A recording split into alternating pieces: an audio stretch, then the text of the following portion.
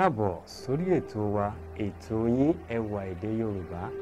Orúkọ mi ni olùkọ́ Michael Adé Ọmọlóyèdé.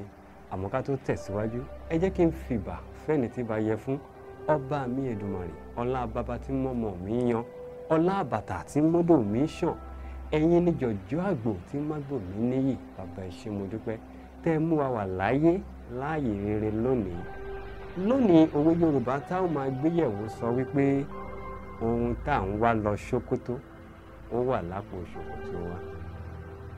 Ẹ rí bí nǹkan téèyàn ti ń sáré kiri fún kò mọ̀ wípé ó wà ní àyíká òun, tó túmọ̀ sí wípé ní ọ̀pọ̀ ìgbà àwọn nǹkan téèyàn nílò bóyá láti dé ibi tó ń lọ, láti dé ìpele tuntun nínú iṣẹ́, nínú ayé rẹ̀, tó ń wá ń ṣe làálàá máa wá kiri.